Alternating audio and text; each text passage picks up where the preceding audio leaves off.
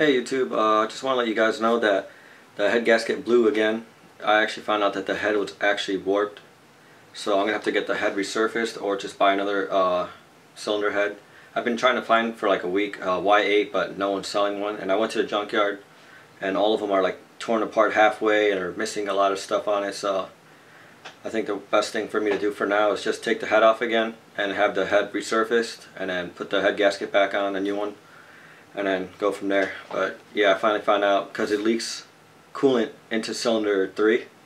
So when I take the spark plugs out, I can see it fill up now and it's pushing all the coolant out. But when I looked at the gasket's totally like blown out right around the cylinder ring. I can see where the coolant and everything's pushing out.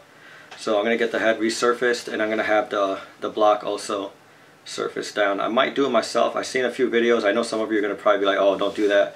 But like I said, it's just a Honda Civic, so the motors are cheap and I have an extra one, so I don't really care. So I'm going to probably try sanding it myself. I watched a bunch of videos how they did it. If it doesn't work, it's just a $300 motor. I can give 2 craps. And I'll probably be swapping into B18 if it doesn't work. So stay tuned. Sorry for the delays, but we'll get back on it soon. Thanks.